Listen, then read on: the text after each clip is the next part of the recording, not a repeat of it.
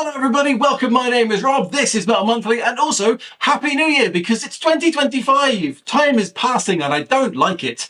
Anyway, it is the new year, it is a time for looking forward and thinking of things to come.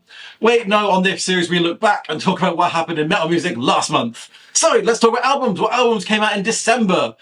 Surprisingly few. Well, I say surprisingly, Christmas time and heavy metal don't really go that well together. Like, lyrics about Satanism and the time of Jesus and Christianity, they don't really gel well together.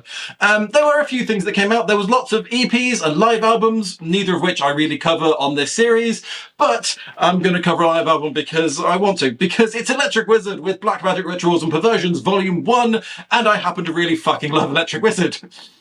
So this is a doom metal band who I just really enjoy. So this is a new album. No, this is a live album. So there's no new music. It's all just covering all of their old songs, which is why I don't really tend to cover this kind of thing. But it's really fucking good. The Kerrang review basically compared this to Motorhead's No Sleep to Hammersmith, one of my favourite albums of all time. Basically saying this isn't just a live album, this is the live album to listen to get the live experience of this band.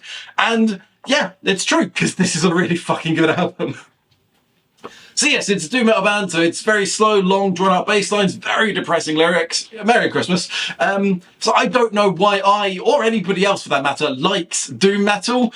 I can't express why, but I just do. It's so good. It's slow. The vocals are not rough. It's great to just like slow headbang to. It's great stuff. It's very early Black Sabbath, which is kind of what got me into doom metal, and they sound very much like that. The point is, it's really good. Anyway, something I found out while researching this video, the lead singer of Electric Wizard, Just Osborne, stated that the reason he started a doom metal band was because he was once doing mushrooms and listening to Black Sabbath and he had an epiphany, which, doing mushrooms and listening to Black Sabbath has got to be a hell of a trip. Anyway, that was just a really fun thing I found. Anyway, next up we have Panzerchrist with Maleficium Part 1. Maleficum? Isn't that a Disney movie? Anyway, so this is the newest album from the Danish blackened death metal band. Metal styles are starting to sound like fancy descriptions in restaurants, aren't they? Yeah, I have some blackened death metal, please. So it starts out with that way that many metal albums do at the minute, where there's a minute of silence and like atmospheric sounds, and it like builds up, and then there's supposed to be like a big contrast when the music starts, and it's really annoying. But there is a bit of a fucking contrast. So it's a minute of silence, wind whistling through the trees kind of thing, and then it blasts in with that machine gun of drums, really rough, high-pitched vocals, and pretty slow, decent guitar, actually. If the lyrics are anti-Jesus because it's a black metal band, that's kind of what they're all about. I wouldn't know, because I can't hear a word that he's singing. It's that kind of really rough vocals that is just like a sound rather than lyrics. Anyway, my only issue is that the drums is that machine gun kind of all the way through every single song. And I don't like that. I kind of like some melody in my drums. That's just me. If you happen to like blackened death metal, this is probably pretty good. Next up, and I think finally, is Imminence with the Reclamation of I. There are some really hard words this month. So this is a Swedish metalcore band, and this is actually, and I didn't realise this until listening to it, this is not a new album, this is a re-release of the 10th anniversary of an early album for them. But I didn't know that, I've never heard of them before, so I listened to it anyway, and it was really good. So it opens with violins, kind of apocalyptica kind of style, and I thought it was going to be the same as Panzerchrist or whatever, where it opens with that as a kind of contrast and then doesn't come back to it. But no, this album has violins throughout it, and it's really good. It's such an interesting new layer of music to add in. I loved it. Rough vocals, fast drums. Basically, it's Panzerchrist, but slowed down to half speed. That's what I put. Some really cool breakdowns, and I found myself headbanging to it instantly and throughout. This was really good. I really enjoyed this, actually.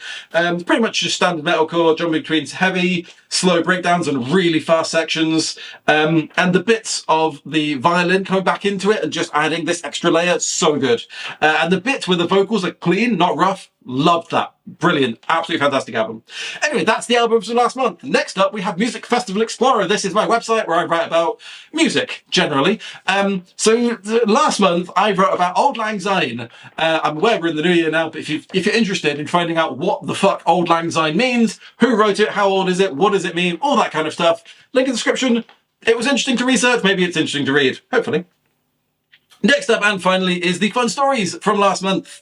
And trying to find a fun story in December was so difficult because every single metal album website basically wants to write a list of here's the top albums from the year, or here's the things that you should be getting the metalhead in your life for Christmas. As if we need a list for that. Everybody knows what metalheads would like for Christmas. It's weed. Anyway, I kind of gave up trying to find something from last month and just found something from July, I think it was. Sorry, I put something in here that I'm then supposed to get rid of. There we go. Hold the fuck on. I fucking found it. It's not that one.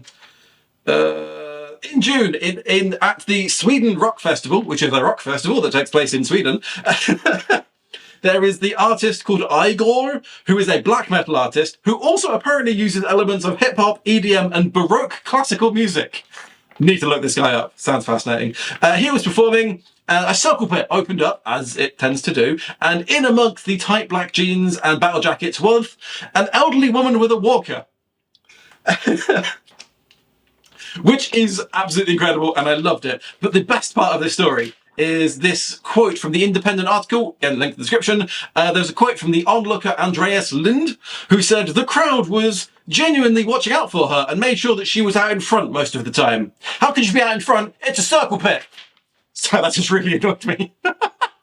Anyway, that's everything that happened in metal music in December. Hopefully you've enjoyed. Hopefully you've had a great festive period. Hopefully you have a great 2025. Thanks for watching. My name is Rob, and I'll see you next month.